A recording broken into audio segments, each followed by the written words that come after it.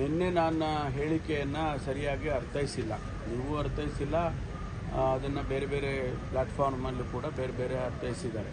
ನಾನು ಯಾವತ್ತೂ ಕೂಡ ಮಹಿಳೆಯರ ರಕ್ಷಣೆಯ ಪರವಾಗಿರೋನು.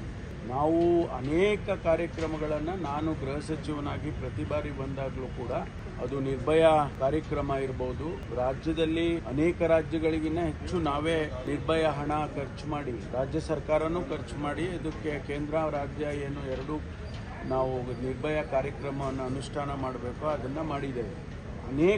ನಾನು ಅದನ್ನು ಪ್ರತ್ಯೇಕವಾಗಿ ಒಂದು ದಿವಸ ಪ್ರೆಸ್ ಕಾನ್ಫರೆನ್ಸ್ ಕರೆದು ನಾನು ಹೇಳ್ತೇನೆ ಏನೆಲ್ಲ ಕಾರ್ಯಕ್ರಮಗಳನ್ನು ನಾವು ವಿಮೆನ್ ಪ್ರೊಟೆಕ್ಷನ್ಗೆ ನಾವು ಬೆಂಗಳೂರಿನಲ್ಲಿ ಮತ್ತು ಕರ್ನಾಟಕದಲ್ಲಿ ಮಾಡಿದ್ದೇವೆ. ಯಾವುದೋ ಒಂದು ಹೇಳಿಕೆಗೆ ಅದನ್ನು ತಿರುಚಿಬಿಟ್ಟು ನನ್ನ ಬಗ್ಗೆ ಮಾತನಾಡೋದು ಸರಿ ಕಾಣಿಸಲ್ಲ.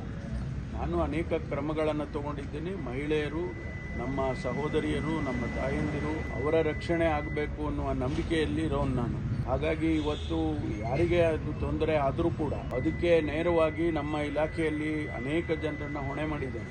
ಹಾಗಾಗಿ ನನ್ನ ಹೇಳಿಕೆಯನ್ನು ತಿರುಚಿ ಹೇಳ್ತಕ್ಕಂಥದ್ದು ಆಗಬಾರ್ದು. ಒಂದು. ಎರಡನೇದು, ಇಂಥದ್ದೇನಾದರೂ ಕೂಡ ಯಾರಿಗಾದ್ರೂ ಭಾರತೀಯ ಜನತಾ ಪಾರ್ಟಿಯವರು ರಾಜಕೀಯ ಮಾಡೋದು ಅವರಿಗೆಲ್ಲ ನಾನು ಹೇಳ್ತಾ ಇರೋದು ಈ ಮಾತನ್ನು, ನಮ್ಮ ಸಹೋದರಿಯರು, ತಾಯಂದಿರು ಯಾರಿಗಾದರೂ ಕೂಡ ಈ ನನ್ನ ಹೇಳಿಕೆ ಅಕಸ್ಮಾತ್ ಏನಾದರೂ ಅವರಿಗೆ ಮನಸ್ಸಿಗೆ ನೊಂದಿದ್ದಿದ್ರೆ ನನಗೆ ವಿಷಾದವನ್ನು ವ್ಯಕ್ತಪಡಿಸ್ತೇನೆ.